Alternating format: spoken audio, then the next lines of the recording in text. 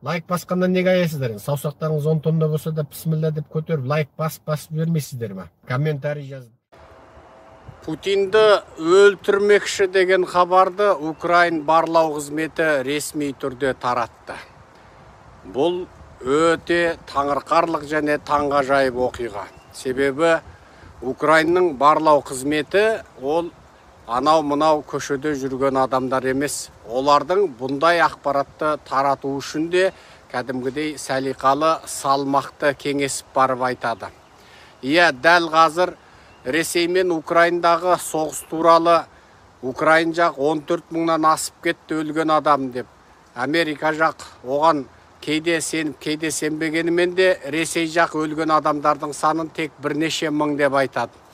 Бірақ анығында 14 мың адам өлді ма, өлмеді ма? Бірақ осығанға дейін көміліп жатқан, яғни соғыста өлген, танктері қираған, жаны өртеніп кеткен танктердің, қираған әскери техникалардың видеоларынан ақ өлгендердің барлығының санында мөлшермен межелеуге болады.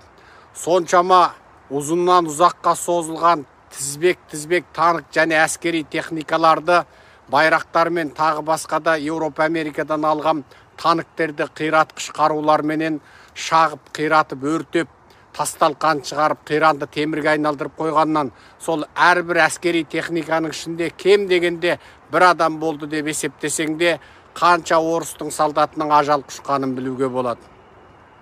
Ал солдаттардың өзі дәл қазір Ресейде өздерінің айдап келе жатқан техникаларын орта жолда тастай қалып, Украин халқының ішіне кіріп, мен тұтқынмын, маған тұтқын мәртебесін беріңдер деп қашып жатқандарда да қисап жоқ. Әсіресе Польша мен Украин ортасындағы шекарада өздерінің техникаларын тастай салып, қарапайым азаматтық киімдерді.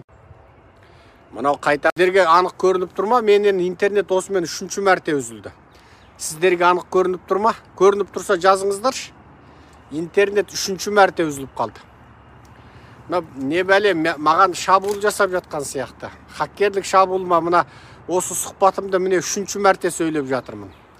Мына алғаш 1-ші мәрте тура арындап, ағылып келіп тұрған шабытың тоқтап қалады екен өз. Жаңағы. Сіздерге естіліп тұрма, көрініп тұрма? Маған міне тағы үзілді. Мұнан тағы үзіп, тағы нетіп бірден істейтін сияқты.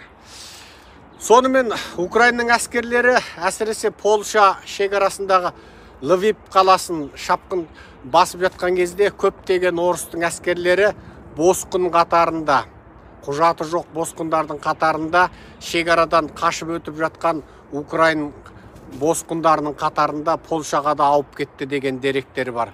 Тіпті Ресейдің кейбір әскери мамандары Украинге шабуыл жасаудан бас тартып, қызметтен кетіп жатқандар ол бар. Кеше Ресейдің үлкен әскери суасты сүңгуір кемесі мынау Қырым менен Украинның ортасындағы теңізде, Қара теңізде тасталқан болды. Анығы керек, Украин жақ оны біздің моторлы қайықтарымыз оны біздің ату аумағымызға қарай алдап алып келіп, сосын біздің зеңбірекпен атқырлаушылар атып өлтірді дегенмен бұған батыстықтар күдік келтіріп отыр. Батыстықтар емес, жай былайғы журналистер, қарапайым халықтың өзі күдік келтіріп отыр. Біріншісі, Украинда ондай суасты сүңгуір кемесін тасталқан қылатын қару жоқ. Екіншісі, Қырымды алғаннан кейін тұтас теңіз Ресейдің меншігінде болды. Ресейдің ол сүңгуір кемелері қалайынан жаңағы атқылаймын десе де Украинды атқылайды. Үшіншісі, анау баяғыда сол Қырымға соғыста Украинның теңіз армиясы тасталқан болып жеңілген. Оларда теңіз техникалары жоқ болатын. Ал бұл жолғы Ресейдің сүңгуір кемесін және жаңағы жойғыш атқылағыш кемесін кім атқылады? Бұл жерде үлкен гап бар. Украина оны біз аттық дегенмен былайынан ақ күдік келтірмей ойлауға болады. Бұның ар жағында НАТО менен Америка тұр. Еуропа мен Америка тұрғандығы белгілі. Себебі бұндай алып кемені тасталқан қылу және ондағы жоғары лауазымды әскери генералды өлтіру, бұның барлығы тек өте жоғары деңгейдегі спутниктен жасанды жер серігінен бақылау және оны жаңағы барлық іс-әрекетін судың астындағы жағдайын бақылап отыру және оны жаңағы өте жойқын қаруменен атқылау бұл Украинада жоқ. Демек, бұл жерде бұның барлығының ар жағында НАТО-ның көмегі тұрғандығы белгілі болып тұр.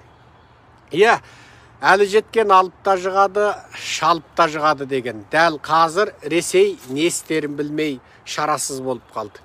Ресейдің не істерін білмей шарасыз болғандығының бір белгісі, енді олар өткенде егер анау Сербия менен ана бір мемлекеттің атын еді, Сербияның қасындағы Герцеговина егер НАТОға қосылатын болса, онда біз оларға шабуыл жасаймыз, Украинға шабуыл жасаған сияқты оған да шабуыл жасаймыз деді. Енді осының барлығы бір нәрсені анық білдіріп тұр. Еуропа мен Америка анығында Украинға енді қару жағынан да ашық көмектескендігін Ресейдің тасталқан болған теңіз жаңағы теңіз кемесінен ақ білуге болады. Бұл бір. Екінші айтатын нәрсе,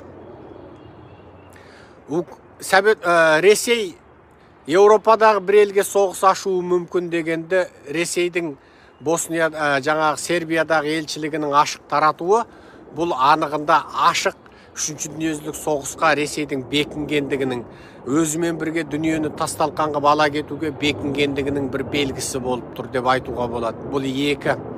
Үшінші маңызды ақпарат, Рамзан Қадыровтың итаршыларын, яғни сініп, кебініп, желденіп, паңданып, тәкбір айтып, Аллаху әкбар деп әшейін дүниені өздері ұстап отырғандай алшаң басқан анығында орыстың басыбайлы кесік құлақ құл екенін, күні кеше бірінші шешен соғыс, екінші шешен соғысында өздерінің аға бауыр туыс туған орыстың қынадай қырып тастаған, ұмытып қалған анау бір тәкаппар есерсоқ есек мінез, солар талтаңдап Украинға барып, бәрі қынадай қырылып, Рамзан Қадыровтың өзі мен әлі Украинда соғысып жатырым дегенмен оның Грознийда екендігі белгілі болып қалды.